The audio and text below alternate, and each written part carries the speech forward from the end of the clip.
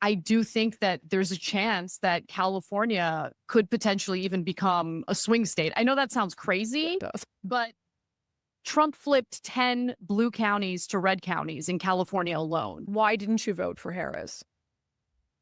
Well, I think that Kamala Harris, I have a lot of issues with Kamala Harris. My main issue was that she really failed to be authentic and share a vision for the future of this country. She, to me, appeared to be an empty vessel.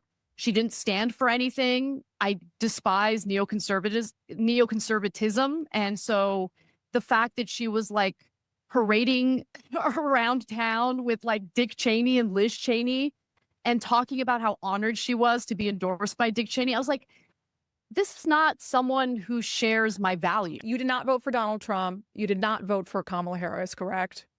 Correct. So why didn't you vote for Harris? Well, I think that Kamala Harris, I have a lot of issues with Kamala Harris. My main issue was that she really failed to be authentic and share a vision for the future of this country. I get that the thinking is, well, she's a Democrat, so you're supposed to vote for the Democrat. No, I'm not supposed to vote for the Democrat. I'm not going to cast my ballot for someone who has failed to make a case for herself. And look, it really bothered me that she was anointed, that she was running a campaign, especially in the second half of her campaign, focusing on Donald Trump's alleged fascism and how he doesn't value democracy. In this clip, Anna Kasparian calls out woke ideologies, and honestly, she leaves her woke host kind of speechless, or her woke host doesn't really have much to say in response to her comments. She really talks about Kamala Harris's failed attempts to connect with voters, which I totally agree with. The disastrous state of California. California is a total disaster. She just keeps it real. I mean, there's no BS. I love the fact that the host doesn't really have much to say, because I don't know how you can really make a comeback to what Anna is saying. She really just calls out nonsense of the left and what really hurt the Democrats in the election.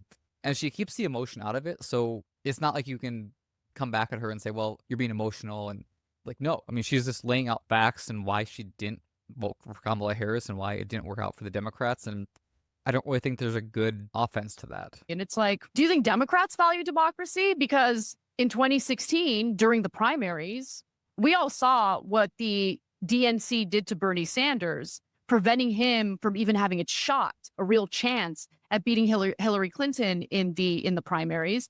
And then, they denied that, denied. And then in this election cycle, you had some Democratic lawmakers come out of the woodwork and admit that there was an intentional orchestrated effort to ensure that Bernie Sanders didn't have a chance, and that Hillary Clinton, it was her turn, that she would be the Democratic nominee. That's not very democratic, if you ask me.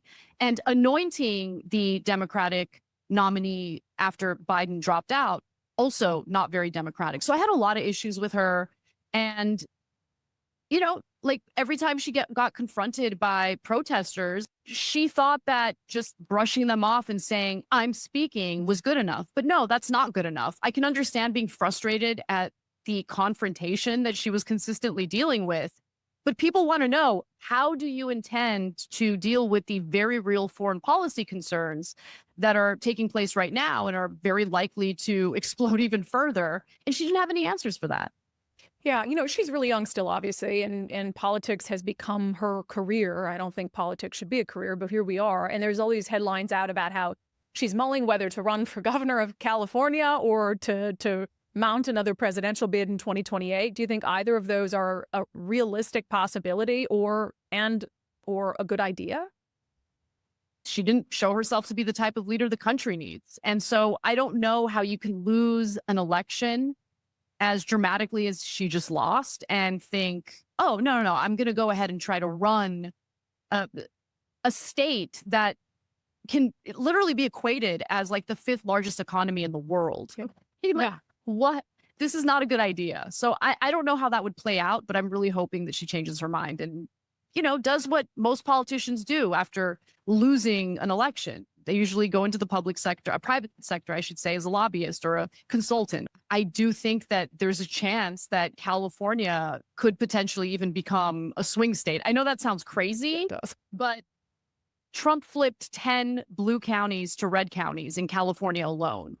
And to me, that definitely stems from just the disorder, the sense that people are unsafe, and I understand that the perspective or the perception of being unsafe is different from what the statistics might actually bear out. But the statistics aren't great. Okay, let's keep it real.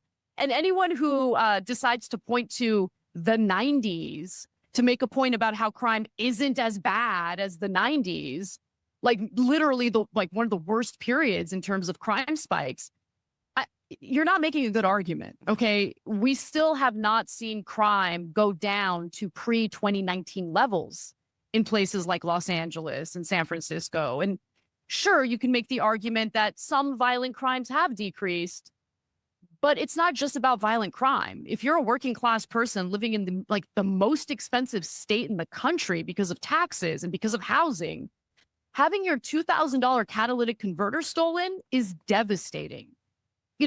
Every time I renew my car insurance, 2 years in a row, no tickets, no car accidents, but my car insurance keeps doubling.